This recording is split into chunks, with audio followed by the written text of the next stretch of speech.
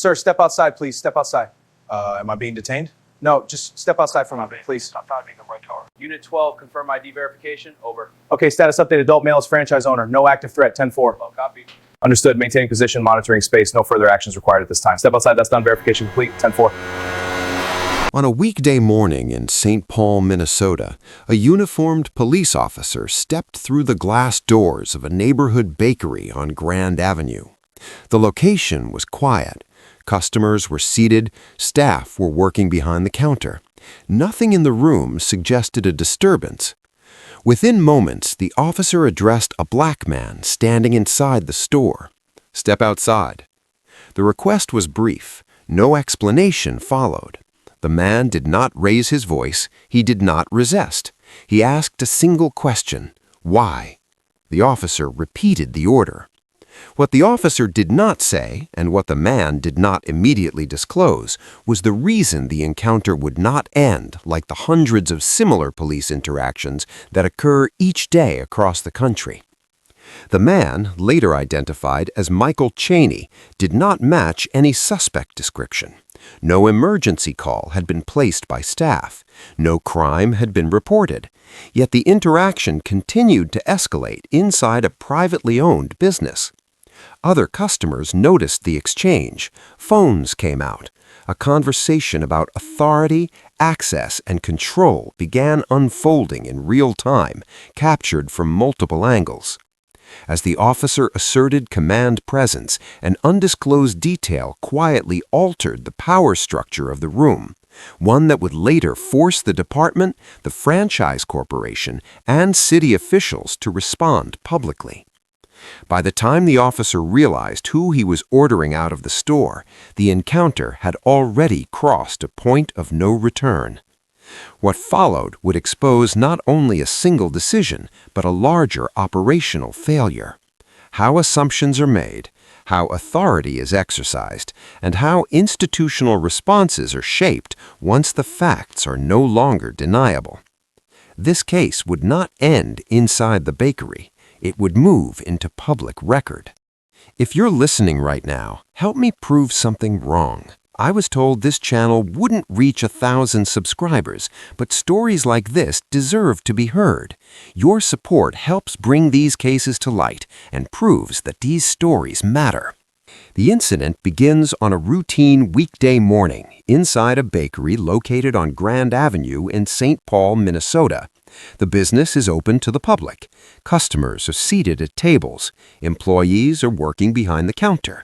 No visible disturbance is taking place inside the store. A uniformed police officer enters the bakery alone. According to department records, the officer is newly assigned to patrol duties in the area. The officer does not activate emergency lights prior to arrival and is not responding to an active crime in progress. No suspect description has been broadcast over dispatch at the time. Upon entry, the officer approaches a black man standing inside the store. The man is later identified as Michael Cheney, though this information is not known to the officer at the time of the encounter.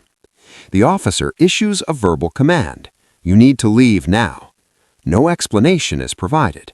The officer does not reference a complaint, a report, or a violation of store policy.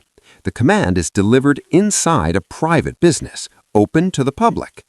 For several seconds, no one speaks. The bakery remains quiet. Customers look toward the exchange. The man does not move immediately. At this point, viewers do not yet know who the man is or why the officer believes he should leave. The officer's authority is asserted through presence and command rather than explanation.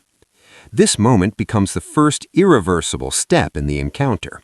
An order has been issued without legal justification articulated on record. The man responds with a question rather than resistance. "Am I being detained?" The officer pauses. The question reframes the interaction. It introduces legal context into what was previously a one-sided command. The officer does not immediately answer. Other customers begin recording on their phones. The presence of cameras alters the environment. The interaction is no longer confined to the bakery. The officer repeats the request for the man to leave. Again, no reason is stated. The man does not identify himself at this stage. His ownership of the business is still undisclosed. This moment marks the second escalation point. The encounter transitions from informal instruction to documented public exchange. The officer then steps away and contacts dispatch. Portions of the dispatcher's audio are faintly audible. The officer requests information related to the location and the individual. As the officer waits, posture and tone shift. The initial certainty displayed at entry is replaced by hesitation. This is the third critical moment. Authority, once asserted, is now dependent on verification. The identity of the man remains withheld from the audience at this stage, sustaining narrative tension without speculation. The officer involved is recently assigned to field duties. Training records indicate limited independent patrol experience. The officer relies on command presence as a primary engagement method. At the start of the encounter, the officer holds situational authority based on uniform, badge, and perceived enforcement power. That authority is informal and conditional, requiring legal justification to be sustained. Once the officer's assumptions are challenged and verification becomes necessary, that authority weakens. Credibility begins to rely on accuracy rather than presence. Michael Cheney is a franchise owner with legal standing over the bakery location. He is present inside his own business during normal operating hours. At the beginning of the encounter, he is treated as an unauthorized individual. His ownership status is neither requested nor verified by the officer prior to the command. Once his identity and ownership are established, his position changes. He gains institutional leverage through documentation rather than confrontation. Employees are present behind the counter. They do not initiate the encounter. They do not provide clear information about ownership before escalation. Their role shifts from staff to witnesses. They become part of the factual record without active participation. Supervisory officers become involved only after escalation. Their role is not to assess the legality of the initial command, but to manage the outcome. They control internal narrative framing and initiate departmental review procedures. Dispatch confirms that Michael Cheney is associated with the bakery. Ownership records are reviewed. The officer is informed that the man ordered to leave is the franchise owner. This information changes the operational standing of the encounter. The officer no longer has a basis to issue commands related to removal from the property. The officer returns to the conversation. The command is withdrawn. No citation is issued. No arrest occurs. However, the interaction has already been recorded from multiple angles. The authority collapse does not occur loudly. It occurs procedurally, through verification rather than confrontation. The video is posted online. It circulates rapidly. Viewers focus not on the conclusion, but on the beginning, specifically the absence of cause before authority was asserted. The case highlights how law enforcement authority is often exercised first and justified later. It demonstrates how ownership and legitimacy can be questioned based on perception rather than documentation. The escalation did not originate from criminal behavior. It originated from assumption. Internal review later confirms that no crime was reported at the bakery prior to the officer's arrival. There was no legal requirement for the individual to leave. The officer's actions are categorized as a judgment error rather than a policy violation. Training is recommended. Discipline is limited. The institution frames the incident as a misunderstanding. The public record shows it as an unverified assertion of authority inside private property. The encounter inside the bakery did not occur in isolation. When reviewed within departmental context, the officer's actions align with documented patterns related to discretionary enforcement, verification failures, and delayed supervisory oversight. Records show that the officer involved had conducted multiple discretionary field contacts during routine patrols. These encounters were not tied to active calls for service, warrants, or reported crimes. In several prior stops, the officer initiated contact based on perceived irregularities rather than verified complaints. While none of these incidents resulted in formal discipline, they established a pattern of initiating authority-based interactions without documented cause. In each instance, the officer relied on verbal commands as the primary engagement tool, with explanations provided only after command was questioned. This approach mirrors the sequence observed in the bakery incident, where command preceded clarification. Training documentation indicates the officer completed standard academy instruction on lawful detentions, consensual encounters, and probable cause. However, supplemental training on business owner verification and non-criminal commercial interactions was limited. Discretionary encounter protocols emphasized officer safety but placed minimal focus on confirmation of authority or ownership in private spaces.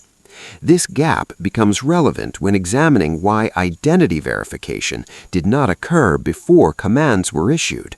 The training framework allowed broad discretion without mandatory verification steps. The department has received prior complaints involving officers questioning the presence of individuals inside businesses without documented cause. While each complaint was reviewed independently and categorized as situational misunderstandings, a collective review reveals repeated themes: failure to verify authority, delayed supervisory involvement, and reliance on perceived irregularity rather than reported activity. None of the prior cases resulted in policy changes, indicating missed opportunities to address systemic issues. In the bakery case, ownership verification occurred only after the encounter escalated and external documentation was requested. This delay reflects a broader operational failure where ownership is treated as a secondary consideration rather than a primary verification step. Across records, the officer's engagement style shows reliance on assumption-driven assessment rather than evidence-based inquiry. Commands were issued before context was established. This pattern increases escalation risk in non-criminal environments. Supervisory oversight did not occur until after recording began and verification stalled. Earlier involvement could have redirected the encounter before escalation. The absence of real-time supervisory guidance allowed procedural missteps to compound. The bakery was operating under standard conditions. Customers were seated, employees were working, and no disturbances were reported. No emergency or service call had been logged prior to the officer's arrival.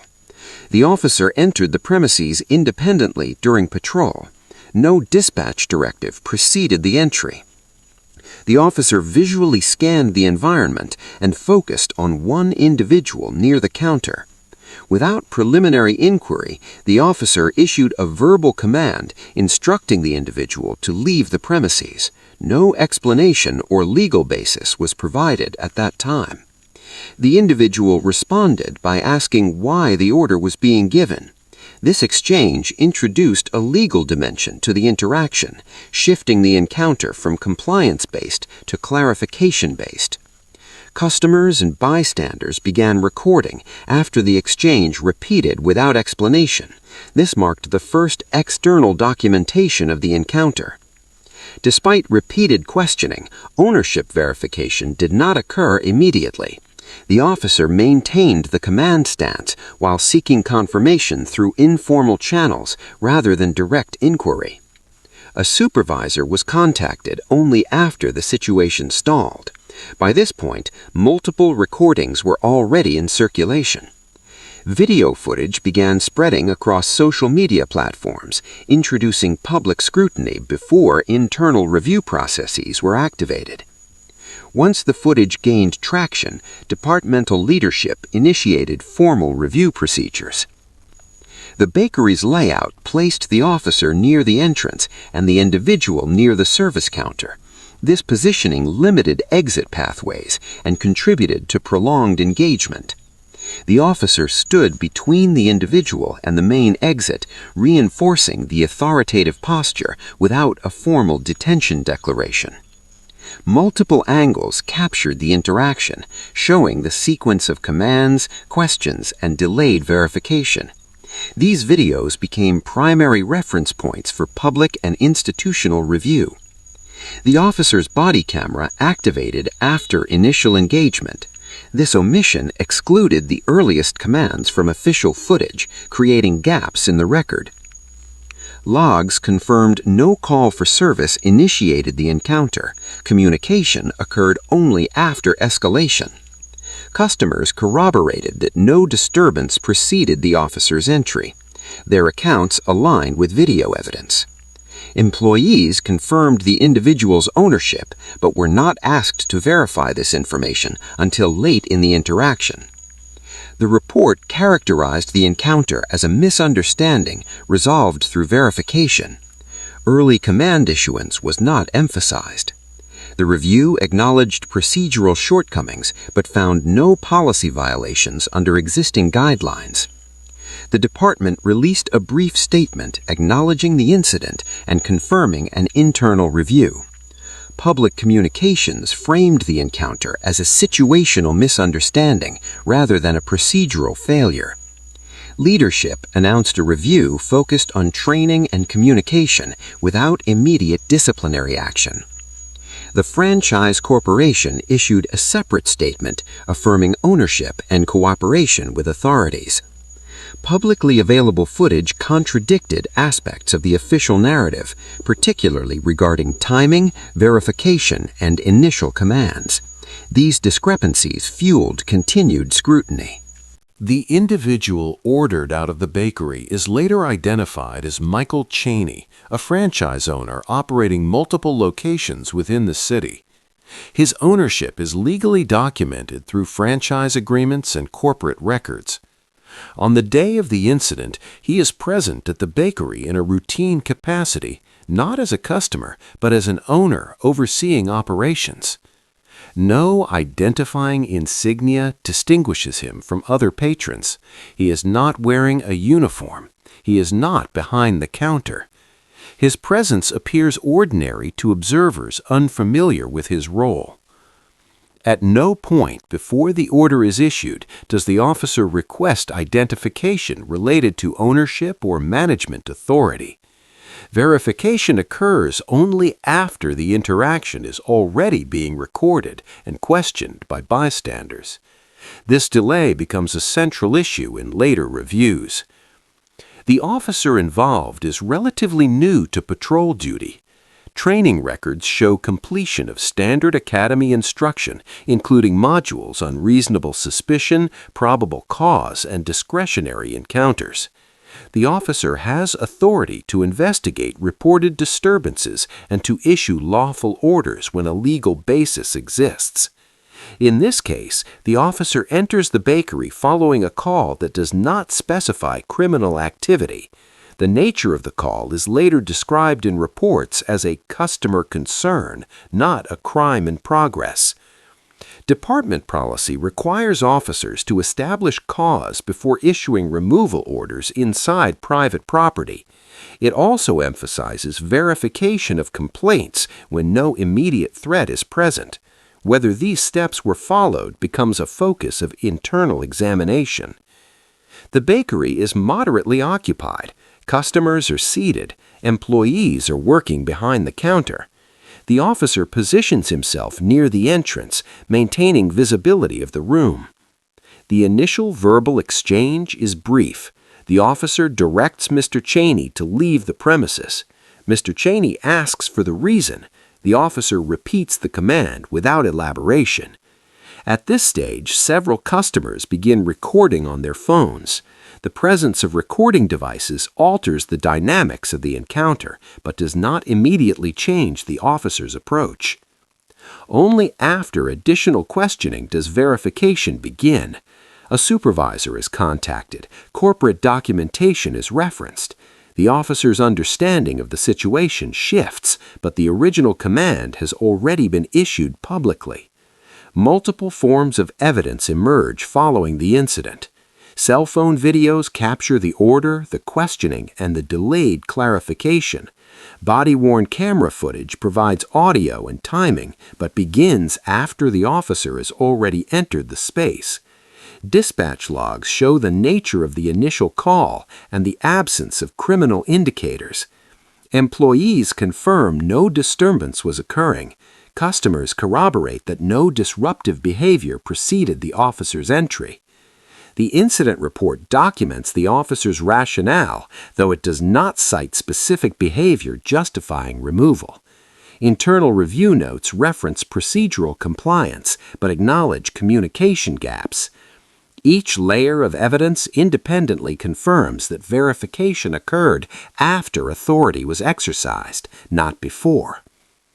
The department has previously handled complaints involving assumption-based encounters in commercial spaces. In those cases, internal reviews often resulted in retraining rather than discipline. A pattern emerges across incidents.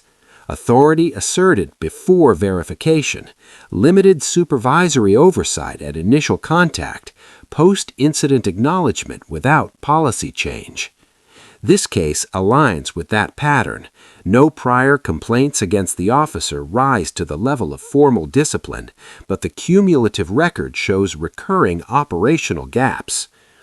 Following public circulation of the footage, the department releases a statement describing the incident as a misunderstanding.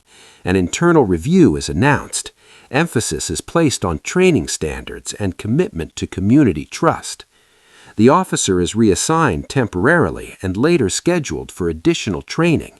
No suspension is issued. No violation of policy is formally sustained. Corporate leadership from the franchise issues a separate statement confirming Mr. Cheney's ownership. City officials acknowledge awareness but defer to the department's review process. The response is structured to address visibility rather than structural change. The officer is reassigned from patrol duties for a limited period and completes additional training modules focused on discretionary encounters and verification procedures. No criminal charges are filed. Prosecutors determine that the conduct does not meet the threshold for criminal enforcement. A civil rights review is initiated to assess whether the encounter violated constitutional protections. Findings emphasize procedural concerns but stop short of formal sanctions. Public response centers on the visible gap between authority and accountability. Trust metrics are discussed but not formally measured. Department policies remain unchanged. No new verification mandates are introduced. Why verification was delayed, why the order was issued without cause, why similar incidents follow the same resolution path. The documentary returns to the opening command, "Step outside." In hindsight, the statement represents a moment where authority was exercised without confirmation. The case reframes authority not as intent, but as process, what is checked, what is verified, and when.